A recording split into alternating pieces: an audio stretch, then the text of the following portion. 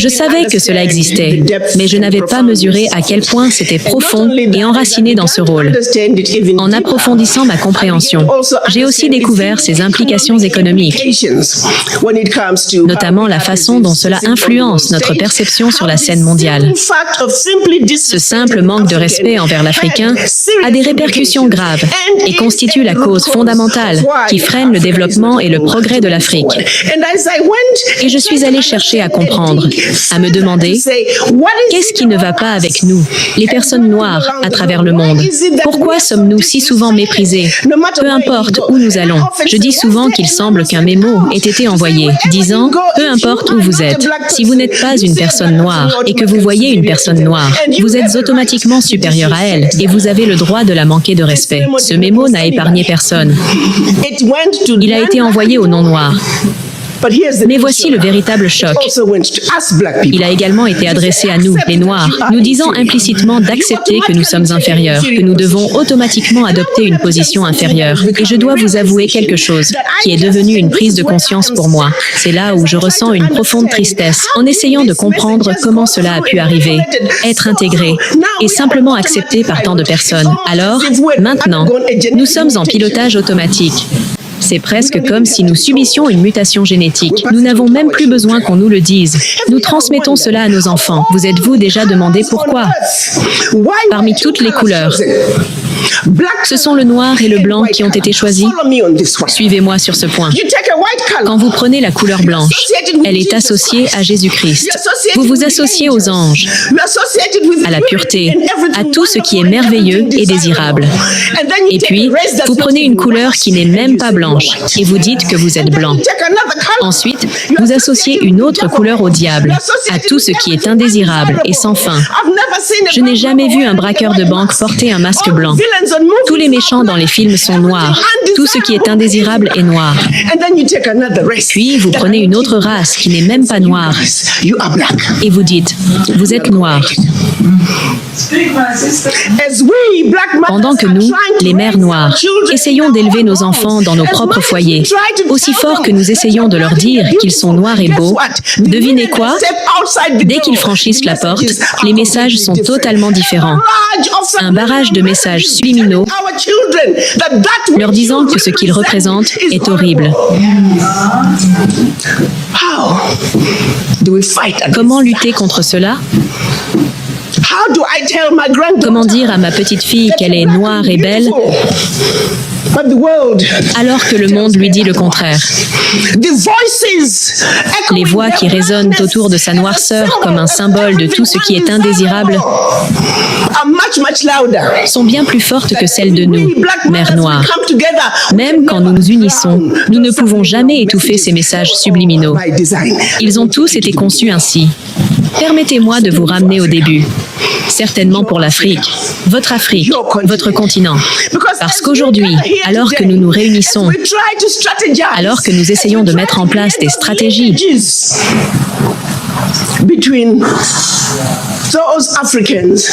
et de créer des liens entre les Africains de la diaspora et ceux du continent, nous devons comprendre comment nous en sommes arrivés là. Et pour l'Afrique, cela commence avec cette décision monumentale. Lorsque les colonisateurs se sont réunis à Berlin en 1884. Et laissez-moi vous dire qu'avant 1884, ils venaient en Afrique de manière désorganisée. Ils ont commencé par l'esclavage. Puis, lorsqu'ils ont estimé qu'ils avaient besoin des esclaves sur le continent, ils ont dit « Nous ne croyons plus au commerce des esclaves, arrêtons-nous ». En réalité, c'était juste une autre manière de dire que la main-d'œuvre était nécessaire sur le continent. Gardons les singes sur le continent afin de pouvoir continuer à l'exploiter. En 1884, ils se sont réunis à Berlin pour s'organiser, afin de pouvoir exploiter les singes de manière plus efficace. Ils ne se sont pas réunis à Berlin pour s'assurer que l'Afrique progresse. Non. Je sais. Laissez-moi répéter. Les colonisateurs ont agi de la sorte pour s'assurer que les jeunes Africains, l'Afrique et ses enfants, non seulement sur le continent, seraient à jamais défaits et dominés. Cela remonte à 125 ans.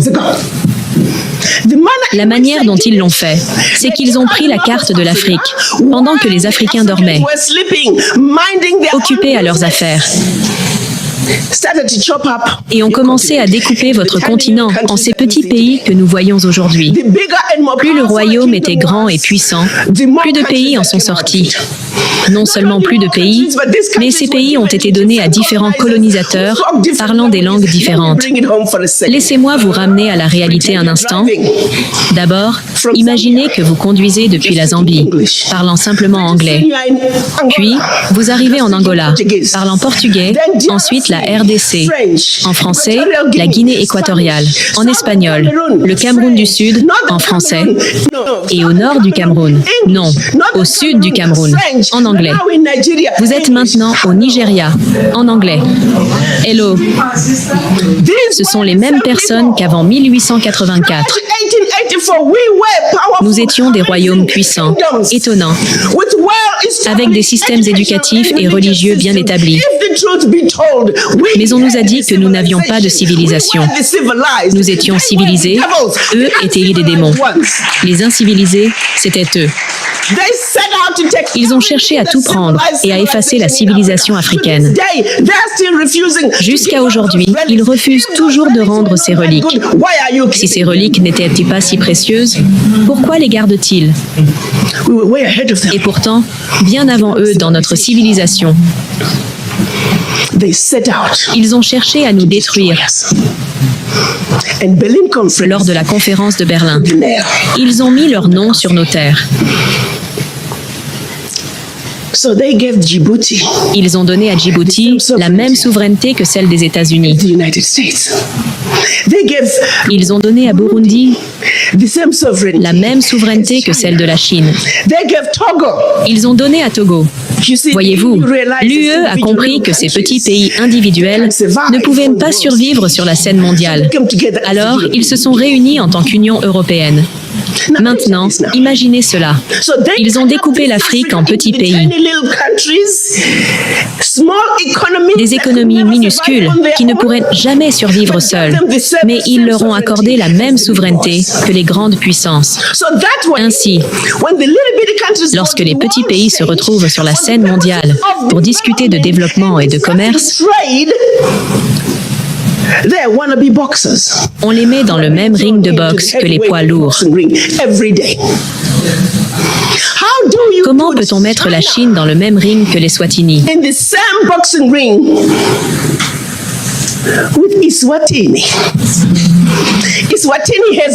Les Swatini comptent 1,2 million de personnes. La Chine en compte 1,4 milliard. Et on les place sur la même scène en leur disant « Allez négocier ». Êtes-vous avec moi? C'est de la folie pure. Alors comment avons-nous permis que ce carnage continue?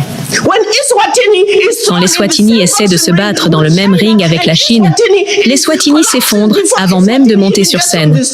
Le monde regarde et se dit « Qu'est-ce qui ne va pas chez vous ? Pourquoi ne pouvez-vous pas prendre soin de votre peuple ?» Lorsque la Chine entre en jeu et dit à les Swatini « Donne-moi toutes tes ressources » et que les Swatini refusent, ils vont simplement à côté et donnent à un autre pays $1 supplémentaire. Et si le Soudan ne l'accepte pas, ils vont simplement à Togo ou en République centrafricaine. Tout cela était conçu depuis 1884. Ils ont fait autre chose. En plus de nous diviser, ils ont aussi cherché à faire croire aux Africains que tout ce qui est africain est mauvais et indésirable, tandis que tout ce qui est occidental, en particulier français et britannique, est plus désirable. On appellerait cela l'héritage de la colonisation. Avant cela, ils avaient mis en place un système de travail sur les esclaves, qui les a amenés à penser que tout ce qui les concernait, tout ce qui venait d'Afrique, était horrible. Les gens mouraient de maladies, étaient constamment en guerre entre eux. Ils étaient considérés comme incivilisés. Il fallait les isoler et leur dire ce qu'ils devaient croire. Et on appelle cela l'héritage de l'esclavage. Donc, Si l'on regarde où nous en sommes aujourd'hui, 175 ans plus tard, un système a été mis en place pour garantir que les enfants africains soient éternellement vaincus, que les Africains soient à jamais exclus. Ce système reste en place, vivant et bien portant. Et ici, nous nous demandons pourquoi l'Afrique ne progresse-t-elle pas? Pourquoi l'Afrique continue-t-elle à être exploitée? Eh bien, je vais vous dire pourquoi très simplement. Tant que l'Afrique ne se réunit pas en tant que continent, parlant d'une seule voix, avec une seule conscience et un seul peuple, rien, et je répète, rien ne changera. En tant que petit pays africain individuel, nous voulons être des poids-plumes. Nous n'y arriverons jamais en nous battant contre les poids lourds. Nous devons parler d'une seule voix.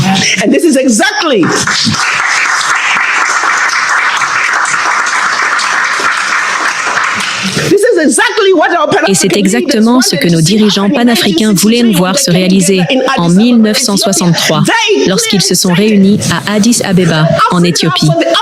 Ils ont clairement affirmé que l'Afrique appartient aux Africains, à la maison comme à l'étranger, et que l'Union africaine devait être l'unité du continent. L'Afrique doit parler d'une seule voix. C'est la seule manière pour l'Afrique de prendre sa place légitime sur la scène mondiale. Malheureusement, lorsqu'ils se sont rendus à Addis Abeba en 1963, ils étaient divisés. Nous avions deux factions, le groupe de Casablanca et le groupe de Monrovia. Le groupe de Casablanca prônait l'Afrique pour les Africains, à la maison comme à l'étranger, et l'Union africaine. Ce groupe comprenait le Ghana, la Guinée, le Mali, l'Égypte, le Maroc, l'Algérie et la Tunisie. Il ne comptait que 7 pays sur les 25 ou 30 qui ont participé, tandis que le groupe de Monrovia en comptait davantage. Puis, quand les nationalistes ont dit « Allons-y », on a attendu. Et ce mouvement panafricain a pris 40, 55 ans de plus. Et encore cette année, en 56, nous avançons lentement. Ce n'était même pas suffisant d'être divisés en ces petits pays que nous sommes aujourd'hui. Le cadeau que la conférence de Berlin nous a offert. Une autre chose que la France a faite entre 1958 et 1961, au nom de nous accorder notre indépendance en tant que pays africain, c'est qu'elle a imposé son contrôle sur les pays francophones. Et je déteste cette terminologie. Il n'existe pas de distinction réelle entre francophones et anglophones. Ils ont inventé ces termes. Mais, pour des raisons de communication, je vais utiliser cette terminologie. 14 de ces pays ont été obligés de signer un document pour obtenir leur indépendance de la France. Vous trouverez un meilleur nom pour ce document. Il s'appelait le Pacte de la continuité. J'ai lu le document pour la continuation de la colonisation. Nous parlons de vous accorder l'indépendance. En signant ce pacte pour la continuation de la colonisation sous une forme différente. Et je vais souligner certains des points qu'ils ont exigés que vous acceptiez si vous vouliez être indépendant. Peut-être devons-nous redéfinir la signification de l'indépendance pour les Français.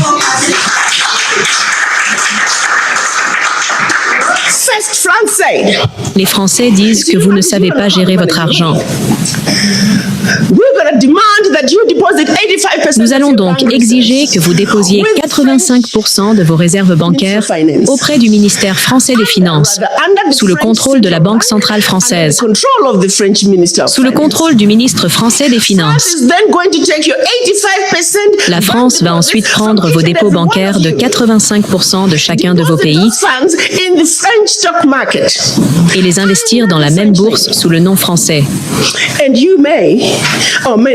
Vous pourrez ou non récupérer ces fonds, mais sachez ceci, il existe un dicton disant que pour chaque 14 milliards que la France investit dans la bourse avec de l'argent africain, il réalise un retour d'environ 300 milliards chaque année,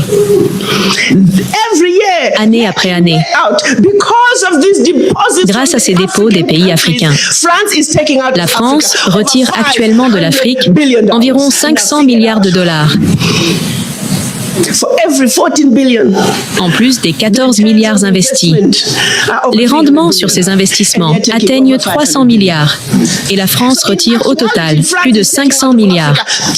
En réalité, la France retire des trillions de dollars de l'Afrique chaque année, année après année, des pays africains pauvres. Retournant cet argent dans les banques françaises.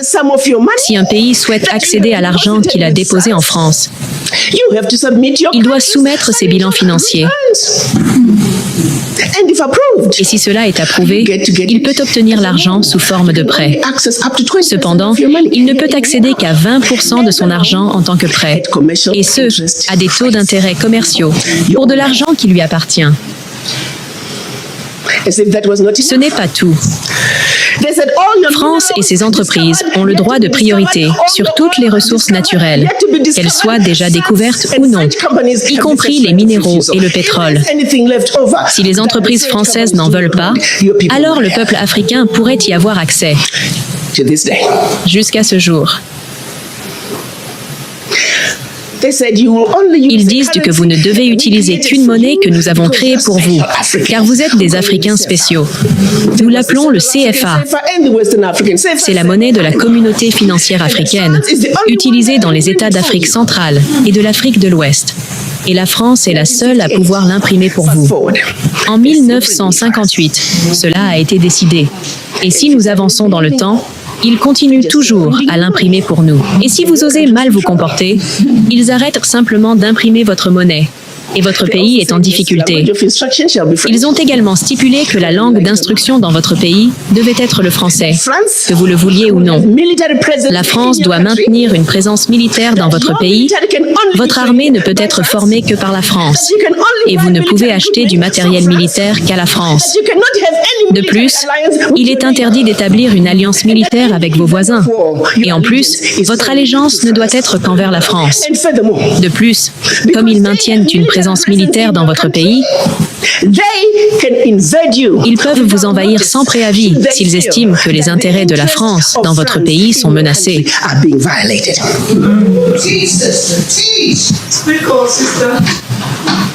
Ces systèmes, parce qu'ils sont efficaces, continuent de fonctionner.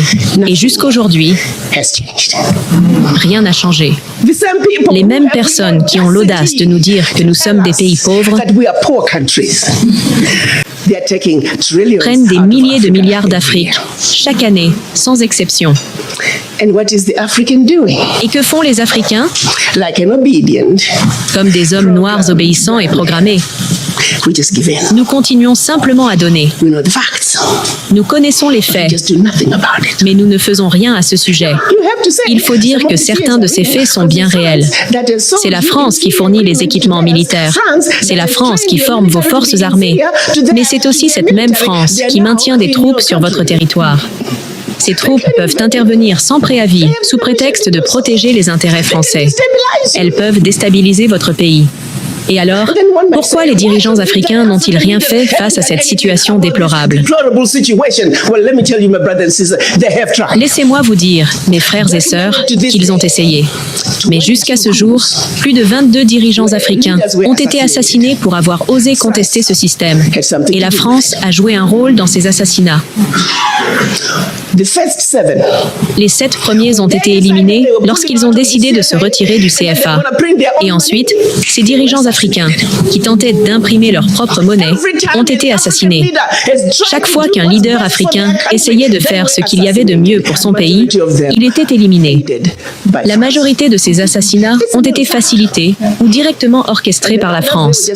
C'est un fait bien connu. Pour d'autres, il s'agissait de mercenaires motivés par des intérêts étrangers. Lorsqu'une ressource naturelle était découverte dans un pays africain, ils cherchaient à provoquer un coup d'État pour déstabiliser le gouvernement en place et prendre le contrôle de cette richesse. Ainsi, lorsque le pays est plongé dans une guerre civile, ses ressources naturelles sont siphonnées. Nous connaissons une histoire particulière qui, si elle n'avait pas été révélée, aurait été perçue comme un autre épisode où les Africains sont blâmés. Il y a environ 25 ans, un groupe de jeunes blancs riches s'amusait à Cape Town, en Afrique du Sud. Ils ont découvert qu'un gisement de pétrole venait d'être trouvé en Guinée. Ils voulaient s'en emparer. L'idée était que pendant que les Guinéens seraient occupés à se battre dans une guerre civile, ils pourraient siphonner le pétrole.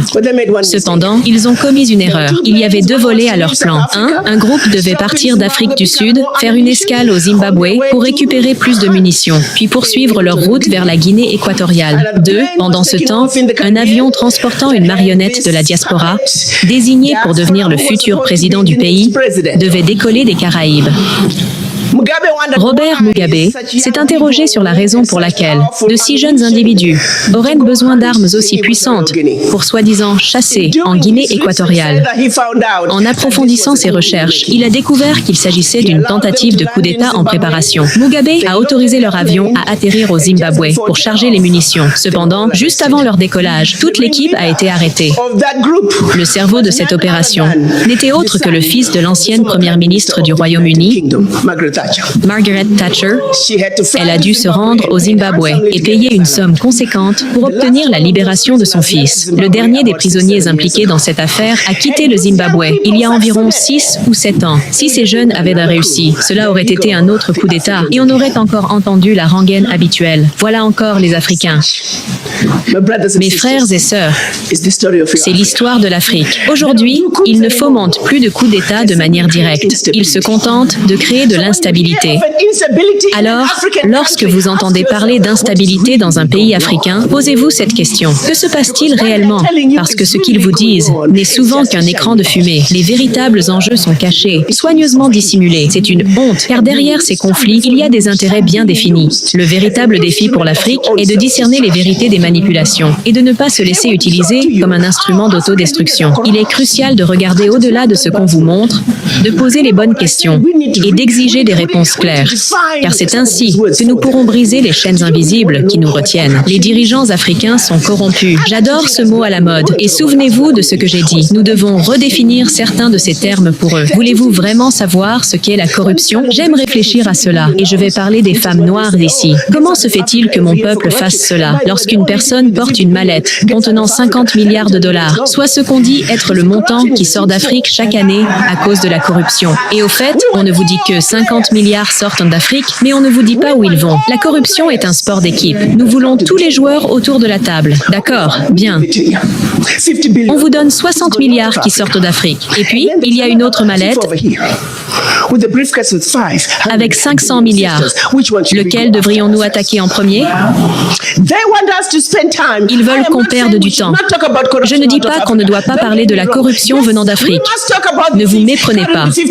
Oui, nous devons parler des voleurs qui emportent ces 50 milliards. Mais n'oublions pas que c'est 500 milliards qu'ils emportent également.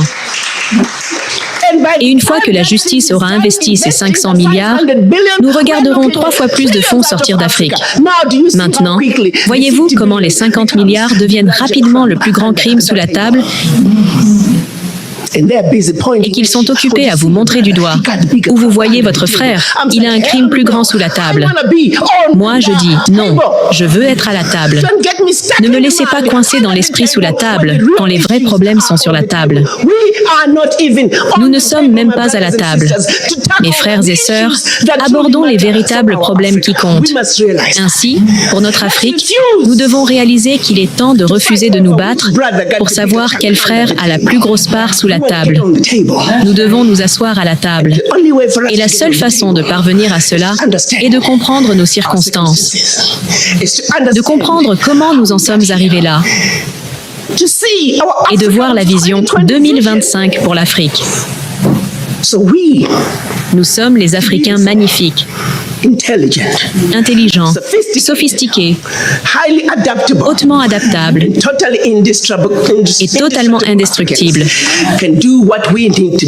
capables de faire ce qu'il faut pour sortir notre Afrique des abîmes où elle a été laissée par la conférence de Berlin, du chemin de perdant sur lequel elle a été placée par cette même conférence, pour l'amener à un niveau où nous pourrons réellement examiner nos problèmes et les aborder en tant qu'Africains pour l'Afrique.